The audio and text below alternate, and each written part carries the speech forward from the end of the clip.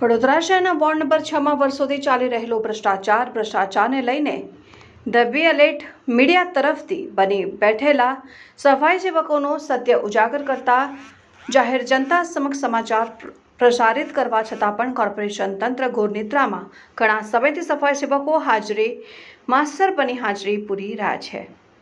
વડોદરા શહેરના ward number 6 માં વર્ષોથી ચાલી રહેલો ભ્રષ્ટાચારને લઈને ધ બી એલર્ટ મીડિયા તરફથી બની બેઠેલા સફાઈ સેવકોનું સત્ય ઉજાગર કરાતા જાહેર જનતા સમક્ષ સમાચાર પ્રસરી હોવા છતાં પણ કોર્પોરેશન તંત્ર ઘોર નિદ્રામાં ઘણા સમયથી સફાઈ સેવકો હાજરી માસ્તર બની હાજરી પૂરી રહ્યા છે ને આ સફાઈ સેવકો પર કોણ માય બાપના હાથ અને આશીર્વાદ તેમજ વોર્ડ નંબર 6 વિસ્તારમાં સફાઈ સેવકો નોકરી તો કરે છે પરંતુ હાજરી કોની પુરાય છે, કામ કોણ કરે છે અને હાજરી પુરાવા કોણ જાય છે એક ચર્ચાનો વિષય છે। આની જાણ વડોદરા શહેર કોર્પોરેશન કમિશનરને કરવા છતાં પણ આ લોકો સામે કોઈ કાયદેસરની કાર્યવાહી કરવા આવતી નથી। તો શું વોર્ડ નંબર 6 ના આ માથાભારે હાજરી ભરતા સફાઈ સેવક આમ જ કામ કરશે કે પછી આના પર કોઈ કાયદેસરની કાર્યવાહી કરવામાં આવશે નહીં? જો આ લોકો પર કાયદેસરની કાર્યવાહી કરવામાં આવે તો સત્ય બહાર આવે। જો કે સફાઈ સેવકોની હાજરી 2 ટાઈમ ભરવામાં આવે છે પરંતુ સફાઈ સેવકો એક જ ટાઈમ કામ કરતા હોય છે। તો એક ટાઈમની હાજરીના પૈસા કોના ખિસ્સામાં જતા હોય છે? આ પૈસા કોની પાસે ને કયા અધિકારીઓ પાસે જાય છે એક તપાસનો વિષય છે। જો આ ભ્રષ્ટાચારી સફાઈ સેવકો ઉપર કાયદેસરની કાર્યવાહી નહીં કરવામાં આવે તો આની રજૂઆત સીએમ સુધી કરવામાં આવશે।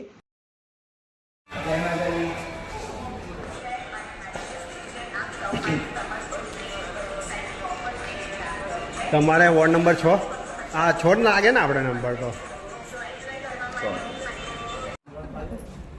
કેટલા 10-15 વર્ષથી કામ કરવાના અને આ હાજરી કેટલા ટાઈમથી ભરે છે આ લોકો? હાજરી કેટલા ટાઈમથી ભરે? તો બી 10-15 વર્ષ।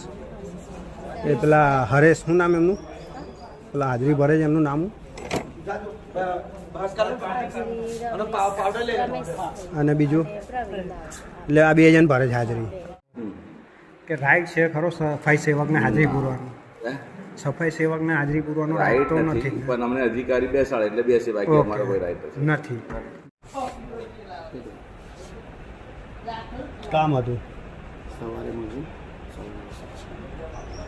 થાય તો કોન્ટેક્ટ કરીને બોલાવો ને એમને કે આયા છે।